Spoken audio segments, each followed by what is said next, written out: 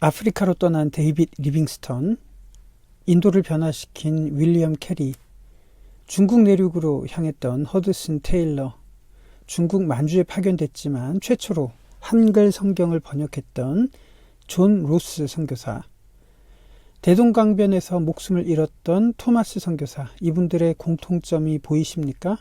바로 영국에서 파송한 선교사님들입니다. 산업혁명 시기에 영국은 세계에서 가장 많은 선교사를 파송했던 나라였습니다. 세계의 기독교를 주도하던 영국 빅토리아 시대는 엄격하고 보수적인 기독교 윤리가 표준이던 그런 사회였습니다. 그렇지만 역설적이게도 그런 영국 교회는 노동자, 빈민들, 여성들에게는 너무 문턱이 높았습니다. 사회의 약자들이 보기에 영국 교회의 문턱은 폭풍의 언덕과 같았으니까요. 그렇다면 빈민들과 여성들이 발을 붙일 곳은 어디였을까요? 16세기의 로마 교회는 가장 경건하다고 자부했습니다. 예배당을 웅장하게 세우고 교회 곳곳마다 장엄한 명화와 조각품들을 주문해서 경건의 위용을 과시했으니까요. 그렇지만 그런 경건한 모양을 갖춘 로마 교회에 노름꾼, 매춘부, 집시, 빈민자들을 위한 자리는 없었습니다. 예수님은 세리와 창녀들의 친구였는데 말이죠. 교회로 올 수 없었던 이런 사람들에게서 하나님 나라를 발견한다고 고백했던 까라바조는 바로 이 그림을 그립니다. 그의 인생 그림, 성 마테오의 소명입니다. 까라바조의 부모님은 미켈란젤로를 존경해서 아들의 이름을 미켈란젤로 메리시 다 까라바조라는 이름을 지었습니다. 그런 까라바조가 미켈란젤로의 천지창조를 몰랐을 리는 없을 겁니다. 예수님의 손길은 아담의 손을 닮았습니다. 왜 예수님은 이런 손길을 하고 있을까요? 우선 이 그림에는 흥미로운 점이 있습니다.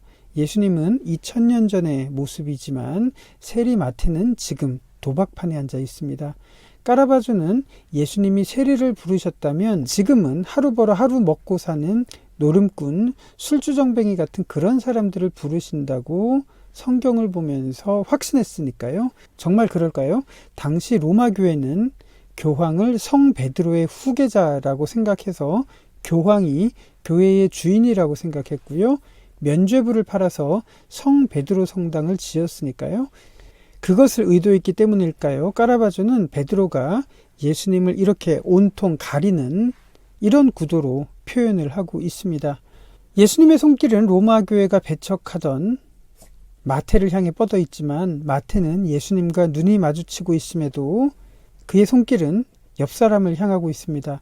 설마 예수님이 나 같은 사람을 부르실까 하는 미심쩍은 눈빛으로 말이죠.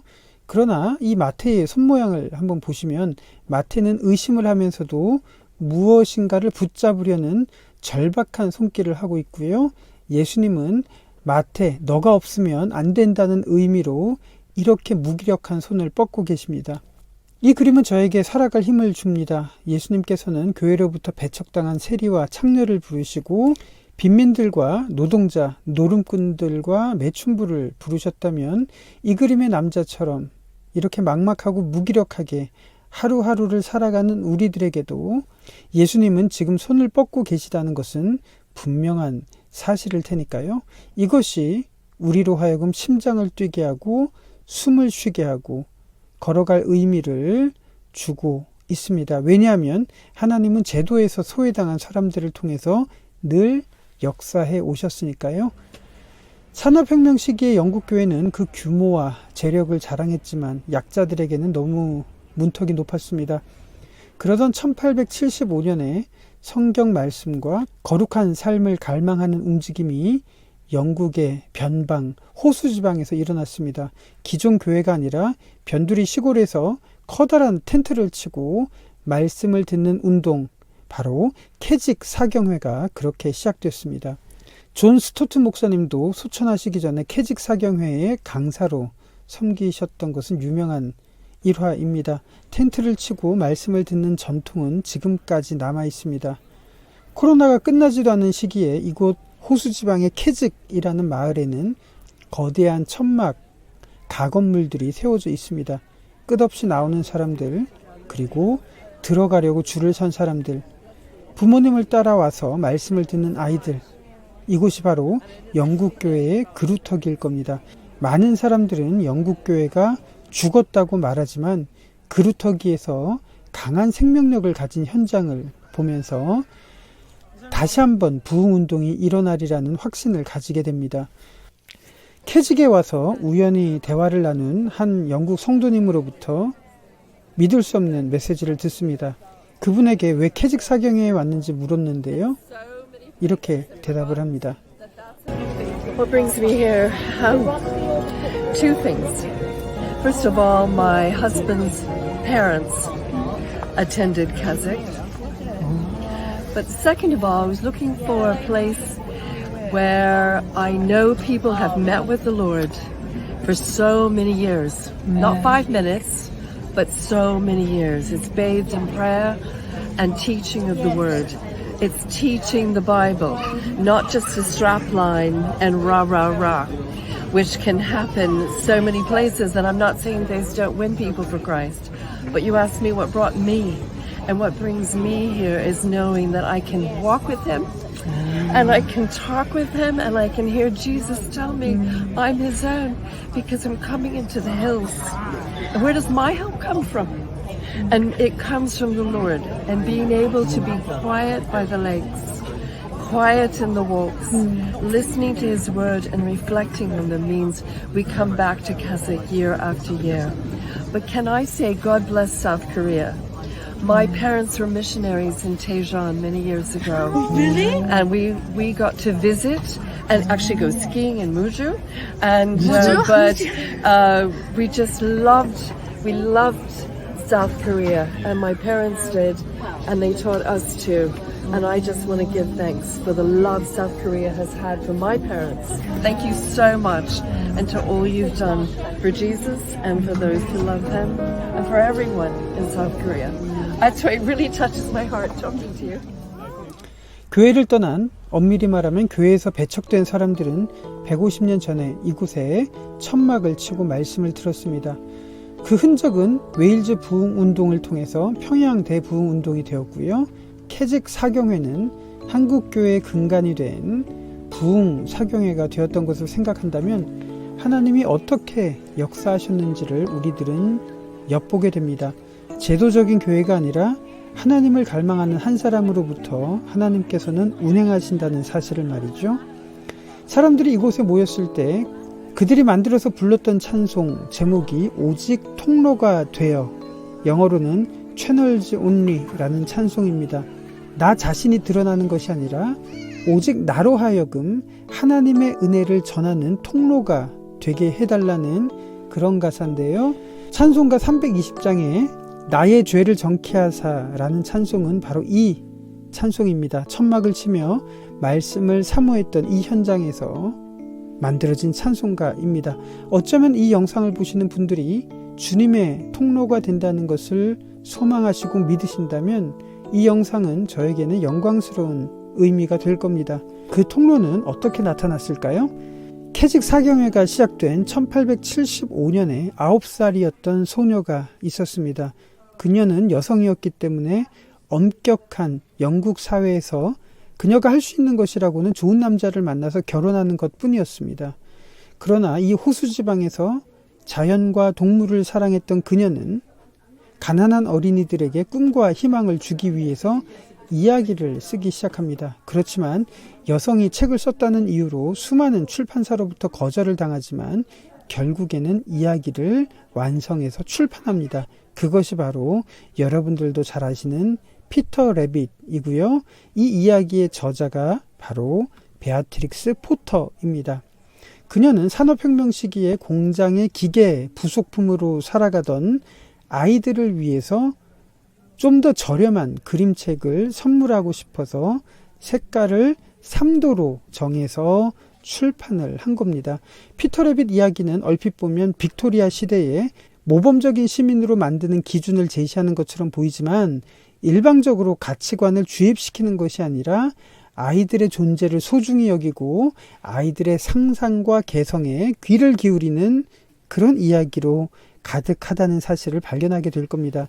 피터 레빗은 엄마의 경고에도 불구하고 맥그리거 아저씨네 정원으로 달려가고요. 톰 키튼과 로빈스는 위험에 직면하기도 하지만 저자 베아트릭스 포터는 분명한 신념을 전합니다. 그녀는 사회로부터 수능과 복종을 강요당하면서 고독함과 우울증으로 고통을 겪었지만 그녀가 말하는 가치는 복종과 순종이 아니라 존중이라는 것을 피터 레빗 이야기를 통해서 밝히고 있으니까요. 교회는 그래야 되지 않을까요? 획일적인 사고방식으로 모든 사람들을 똑같이 만드는 것이 완벽한 것이 아니라 다양한 색깔이 하나가 되는 곳이 교회이기 때문입니다. 부족한 구성원들이 모여서 온전해지는 곳이야말로 그리스도의 공동체인 교회일 겁니다. 베아트릭스 포터가 쓴 이 피터 레빗 이야기는 여러분들도 잘 아시는 C.S. 루이스의 나니아 연대기, 조지 오웰의 동물농장을 탄생하게 했고요. J.K. 롤링은 그녀를 존경하는 마음으로 바로 이 작품을 썼죠. 해리 포터입니다. 해리 포터는 베아트릭스 포터의 흔적일 겁니다.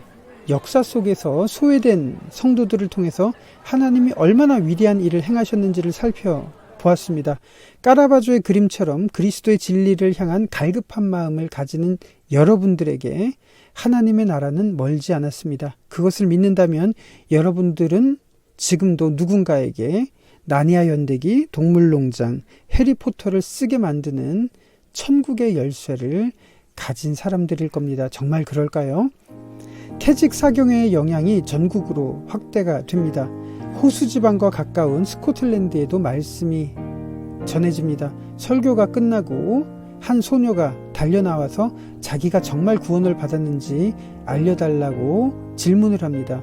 그 목회자는 자신의 생각이 아니라 성경 말씀으로 확신을 주고 싶어서 성경의 한 구절을 읽어보라고 이야기를 합니다. 그렇지만 그 소녀는 울면서 대답하죠. 자신은 글자를 읽을 줄 모르는 무식한 사람이라고 대답을 합니다. 그 목사는 이렇게 말하죠. 예수님은 너의 모습 그대로 받아주신다고 대답을 한 겁니다. 이 장면을 목격했던 누군가가 그 고백을 찬송시로 옮기는데요. 여러분들도 좋아하시는 찬송가 나 주의 도움 받고자 찬송가는 그렇게 탄생하게 된 겁니다. 우리가 그리스도를 갈망한다면 그 모습 그대로 우리를 받아주실 것은 너무도 분명한 사실입니다.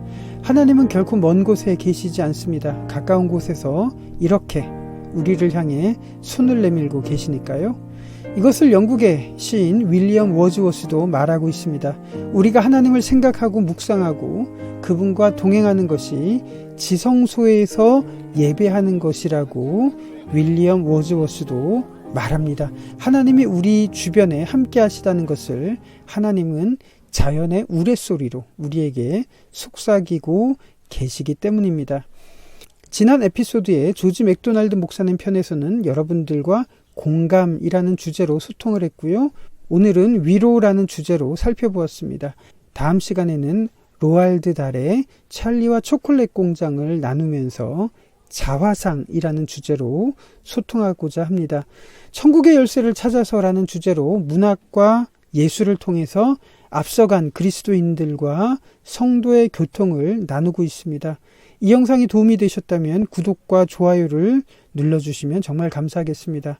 오늘은 윌리엄 워즈워스가 매일 산책했던 호수 지방의 그레스미어 호수에서 윌리엄 워즈워스의 시를 소개합니다. 이 시에서 윌리엄 워즈워스가 말하는 하나님 나라를 여러분들도 기억하시기를 바라고요. 오늘 두 번째 에피소드는 여기까지입니다. 영어로 감상하시기를 원하신다면 오른편 위를 클릭하시면 영어 버전으로 들으실 수 있습니다. 평화로운 이 저녁, 우리의 마음은 고요하고 자유롭다. 성스러운 이 시간은 마치 수녀처럼 숨을 죽이고 예배한다. 광활한 태양은 소리 없이 잠자리로 향한다. 잠잠한 하늘이 바다를 끌어안는다. 귀를 기울여 보라. 전능자가 일어나서 영원한 움직임으로 운행하시며 우레소리로 우리에게 속삭이신다. 여기 나와 동행하는 사랑하는 내 아들아, 사랑하는 내 딸아, 그대가 이것을 마음속에 간직한다면 만물은 그분의 숨결을 그대에게 전하리라. 늘 아브라함의 품 안에 거하며 지성소에서 그분을 예배하는 것처럼 우리의 모든 발걸음마다 하나님은 우리와 함께 하시리라.